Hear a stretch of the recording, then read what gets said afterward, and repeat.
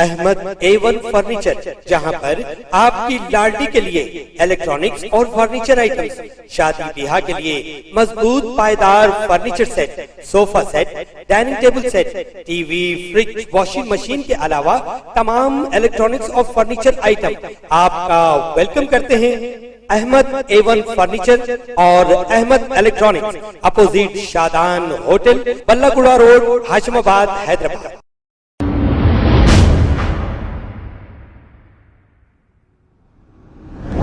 अस्सलाम वालेकुम नाजरीन, 7H न्यूज में आपका इस्तकबाल है। हालात हाजिरा पर AIMIM की जानिब से एक जलसा हुआ। असदुद्दीन अवैसी साहब की 1.5 घंटा तकरीर हुई। उसमें डेवलपमेंट पर बतलाने के लिए काफी खींचतान करने के बाद भी सिर्फ और सिर्फ 10 मिनट में डेवलपमेंट की बात खत्म हो गई। वक्फे वक्फे से 15 मिनट तक हैदराबादी स्टाइल में कॉमेडी की भरपूर कोशिश की गई। 5 मिनट नौजवानों को सलाह मशवरा दिया गया और बाकी 1 घंटा सिर्फ मोहन भागवत और RSS पर तकरीर हुई और बीच बीच में बीजेपी का भी जिक्र हुआ। एक प्रपोजल बहादुरपुरा असेंबली हल्के में रोड वाइडनिंग का हुकूमत के पास मजलिस की तरफ नुमाइंदगी पर जा चुका है। किंजन बोली से लेकर वट्टेपल्ली तक और फिर वट्टेपल्ली से जोरमगंडे तक और फिर रोमगंडे रेलवे ट्रैक से लेकर शास्त्रीपुरम तक एक रोड वाइडनिंग का प्रपोजल जा चुका है और मुझे उम्मीद है कि इंशाअल्लाह ताला जल्द से जल्द उसकी मंजूरी मिल जाएगी। वहीं पर ये सारे कामों की लिस्ट में जो काम मुकम्मल हुए, कंप्लीट हुए, वो बहुत थोड़े हैं। लिस्ट में ज्यादातर काम बाकी है। सब फ्यूचर प्लानिंग बताई गई। नुमाइंदगी होगी, प्रपोजल दिया गया, मंजूरी ले ली जाएगी, मुतालिबा किया जाएगा, इंशाअल्लाह की बात की गई। यानी अल्लाह चाहा तो पता नहीं ओल्ड सिटी का डेवलपमेंट अल्लाह ताला क्यों नहीं चाह रही। और देखिए, देखते देखते न्यू सिटी को अल्लाह ताला डेवलप कर दिए। बस ओल्ड सिटी में डेवलपमेंट की बजाय सिर्फ नारे तकबीर और इंशाअल्लाह चल रहा। जैसे कि ये बात ले लीजिए, असेंबली चार मीनार में जो नाम चार मीनार के पास जो पुराना बस स्टैंड है, इंशाअल्लाह ताला मजलिस की नुमाइंदगी पर वहां पर एक नया पार्किंग लॉट का काम मंजूर होगा। अभी मंजूर नहीं हुआ है, मैं कोशिश कर रहा हूँ। चार मीनार के पास पार्किंग लॉट की असद साहब जो बात बताए, 5 साल पहले भी इंशाअल्लाह कहकर यही कहा गया था। बस स्टैंड तोड़कर वहां पर कचरा कुंडी बनाकर रख दिया गया था। अल्हम्दुलिल्लाह हम जैसे लोग आवाज उठाने के बाद GHMC उस एरिया को नीट एंड क्लीन किया और वहां पर पार्किंग लॉट बनाने की जो बात हुई, वो 5 साल से सिर्फ नक्शा ही बन रहा अभी तक। ऐसा कैसा नक्शा बन रहा समझ से बाहर है। अब फिर 5 साल के बाद वही बात, नुमाइंदगी की जाएगी, प्रपोजल दिया जाएगा, मंजूरी ले ली जाएगी, मुतालिबा किया जाएगा। जबकि आप लोग देख लीजिए कि इसी 5 साल के दौरान न्यू सिटी में नक्शे भी बन गए, न्यू सिटी का पूरा नक्शा ही बदल गया, प्रपोजल भी हो गए, बजट भी सैंक्शन हो गए। देखते देखते कई पार्किंग लॉट्स बन गए। बगैर किसी की नुमाइंदगी और मुतालिबे के नामपल्ली में भी 2 से 3 महीने में 15 फ्लोर का पार्किंग लॉट बन रहा, काम भी शुरू हो गया। लेकिन देखिए, चार मीनार के पास का 5 साल से सिर्फ नक्शा बन रहा अभी तक। और एक बात बता दूं कि इन सारे कामों की लिस्ट में कई काम असद साहब ऐसे बताए जो AIMIM या किसी की भी नुमाइंदगी से नहीं, बल्कि HMDA और GHMC की जानिब से ग्रेटर हैदराबाद डेवलपमेंट प्लान के तहत हो रही। बहरहाल AIMIM की जानिब से जितने भी काम हुए, अप्रिशिएटेड। बहुत बहुत शुक्रिया असद साहब, दिल से शुक्रिया, काबिल मुबारकबाद है।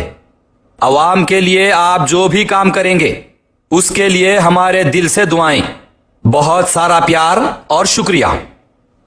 आइए अब हालात हाजिरा की तकरीर पर आगे बढ़ते हैं। बड़ी बड़ी बातें बीजेपी करती है, हर तकरीर में एक बात बल्कि 2-3 मिनट से ज्यादा मजलिस का जिक्र करते हैं कि मजलिस की वजह से ये होता है, मजलिस के डर से ऐसा नहीं करते। हम बीजेपी वालों को पूछना चाहेंगे, आप कब तक भाईजान का जिक्र करेंगे? कभी अपना भी तो जिक्र करो, कभी अपना भी तो रिकॉर्ड पेश करो। कब तक आप हमारा जिक्र करके हमारे हिंदू भाइयों को डर दिलाते रहेंगे। देखिए, मैं यहां पर कोई बीजेपी की तायीद या आपकी मुखालिफत नहीं कर रहा हूं, लेकिन हक बात तो यह है कि सिवाय राजा सिंह के बीजेपी के किसी लीडर की किसी भी तकरीर में AIMIM या आपका जिक्र तो हम आज तक नहीं सुने। ना मोदी की हर स्पीच में AIMIM का नाम होता, ना अमित शाह आपका नाम लेते, ना योगी की तकरीर में आपका नाम होता, ना RSS वालों ने कभी आपका या आपकी पार्टी का नाम लिया, ना कभी RSS के मोहन भगवत ने कभी आपका नाम लिया। लेकिन यह जरूर देखा गया कि आपका कोई भी इंटरव्यू, कोई भी मीडिया डिबेट या कोई भी तकरीर मोदी बीजेपी RSS के बगैर मुकम्मल ही नहीं होती। यहां तक के जहां एहतियात करना चाहिए वहां मजहबी जलसों में भी, जलसा रहमतुल्लिल आलमीन में भी आप मोदी बीजेपी RSS का जिक्र करते हैं। अब ये हालात हाजिरा का जलसा ही देख लीजिए आप। सिर्फ 10 मिनट काम की बात करके आप 1 घंटा सिर्फ बीजेपी RSS और मोहन भगवत का ही नाम लिए। मैं जनाब मोहन भगवत साहब को एक बात अब कहने वाला हूं। उन्होंने कहा था इंटरव्यू में, अंग्रेजी में पढ़ा मैं, बॉइस्चरस रेटोरिक ऑफ सुप्रीमेसी। अच्छा, तो इसका जवाब यह है कि हम अंग्रेजी में पहले बोल देता हूं, वरना ये लोग समझते अपन नदी के उस पार के, तो अपने को इंग्लिश नहीं आती। हर जबान आती, तुम कौन सी जबान में बात करते बोलो, उस जबान में हम बात करने तैयार है। तो ये मोहन भगवत को जवाब है। अब आप सुनिए, आई एम ए मुसलमान and I am proud of the fact Islam splendid traditions of 1300 years are my inheritance. I am unwilling to lose even the smallest part of this inheritance. The teaching and history of Islam, its arts and letters and civilizations are my wealth. सबसे पहले मैं ये पूछना चाहूंगा कि मोहन भगवत आखिर है कौन जो आप उनके बयानात का जवाब देते। मोहन भगवत क्या बोले आप पढ़ते क्यों? आप मोहन भगवत की बात का जवाब देते क्यों? आखिर मोहन भगवत है कौन? मोहन भगवत आज तक ना AIMIM को कुछ बोले, ना आपको कुछ बोले, फिर आप मोहन भगवत को इतना सीरियस लेके जवाब क्यों देते? पूरे नेशनल मीडिया वालों को ललकार के जवाब देते आप। अब बताओ इस तकरीर पर क्या बोलेगे RSS वालों? बताओ टीवी के स्टूडियो में RSS का नकाब पहनकर RSS की तर्जुमानी करने वाले एंकर, बोलो इस तकरीर पर तुम क्या बोलोगे? मोहन भगवत साहब, अगर आप किसी अम्मा के पास जाएंगे, किसी माँ के पास जाएंगे, आप एक 4 माओं को बिठाओ, उसमें हर किस्म की माँ होगी, उसको पूछो तेरा बेटा या तेरी बेटी तुझसे कितनी मोहब्बत करती, उन्हें बोलेंगी मेरी जान है ये। आखिर मोहन भगवत से आपका मुकाबला कहां है? इससे पहले भी मोहन भगवत एक छोटे से गांव के एक छोटे से स्कूल में, वो भी मराठी लैंग्वेज में कुछ बोल दिए तो आप उसका ट्रांसलेशन करवा के तकरीर करके बोल दिए कि मेरे गले पे छुरी भी रख दिए तो मैं भारत माता की जय नहीं बोलूंगा। अरे मेरे भाई, आपको कौन बोले? आपका नाम लेके कब बोले? आपसे जबरदस्ती कौन करे कि आप आपके गले और छुरी तक आ गए? अभी भी देखिए आप, मोहन भगवत जो बयान जारी करे उसमें ना तो AIMIM का जिक्र है, ना आपका जिक्र है, तो आप 1 घंटा उनको डायरेक्ट जवाब देने क्यों ठहर गए? मोहन भगवत से आपका क्या मुकाबला है? RSS से आपका क्या मुकाबला है? ना RSS पॉलिटिकल पार्टी है, ना मोहन भगवत कोई पॉलिटिकल लीडर है, ना मोहन भगवत आपका या AIMIM का नाम लिए, ना RSS वाले लिए, तो आप मोहन भगवत और RSS का इतना नाम क्यों लेते? 1-1 घंटा, 2-2 घंटे, 3-3 घंटे उनके नाम की तकरीर क्यों करते? क्यों वो लोग को ऐसा रिएक्ट करके जवाब देते आप जैसा कि आपका और उनका डायरेक्ट कनेक्शन है, जैसा कि आपका और उनका डायरेक्ट मुकाबला है, उन्हों जैसा कि डायरेक्ट आपको बोल रही। RSS एक प्राइवेट ऑर्गेनाइजेशन है और मोहन भगवत उसके सदर है, तो उनकी क्या हकीकत? हजारों ऑर्गेनाइजेशन है, ऐसे हजारों ऑर्गेनाइजेशंस के हजारों सदर है, हजारों लोग रोजाना नए नए बयानात जारी करते। AIMIM का एक प्राइवेट ऑर्गेनाइजेशन से क्या मुकाबला?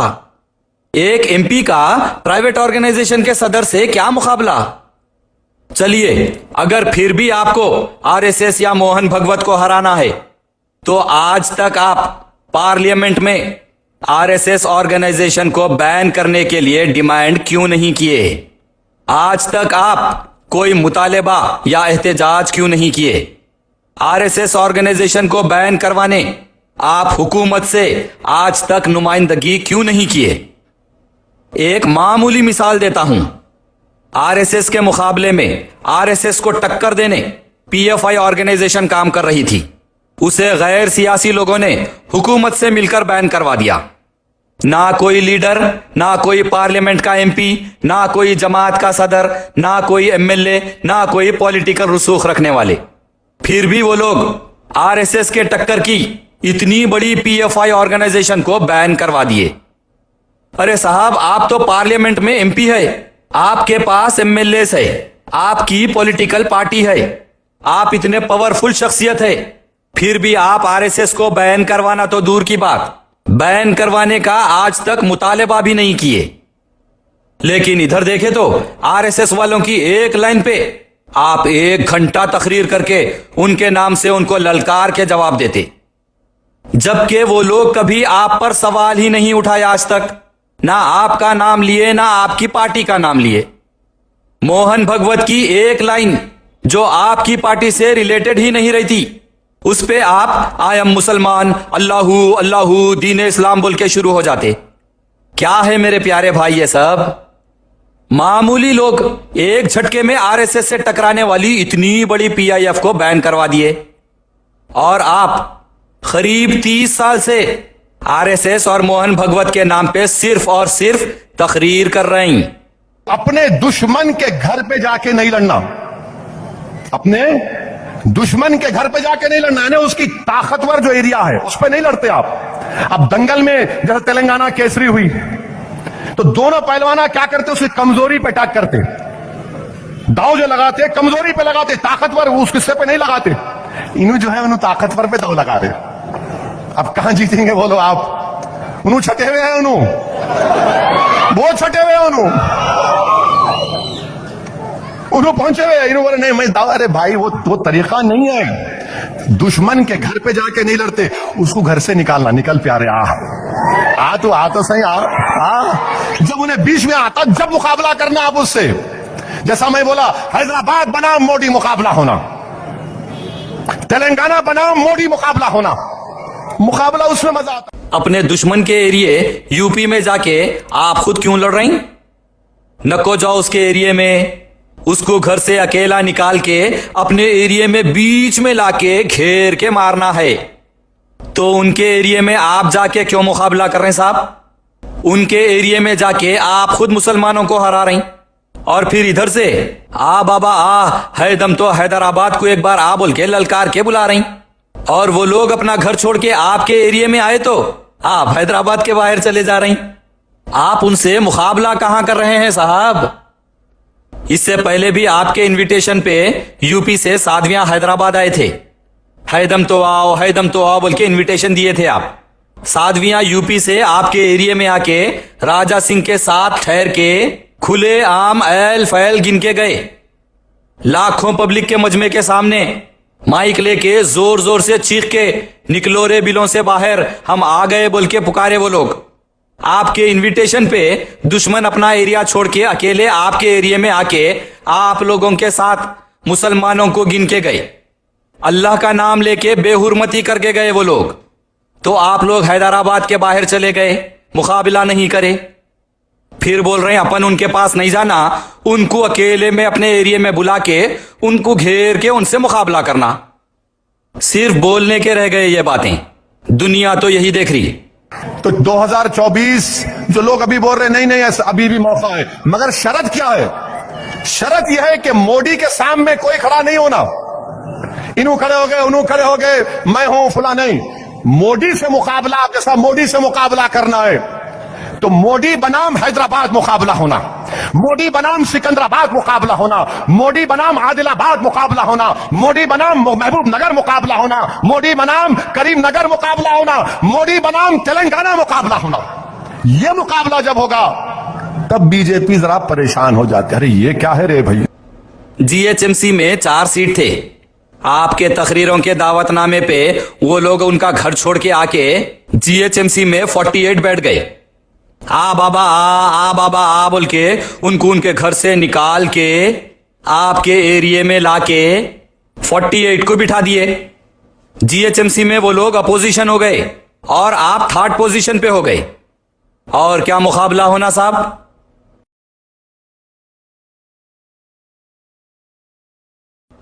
किसी के एरिया में जाके मुकाबला करने के मौजू पे एक बात याद आ गई।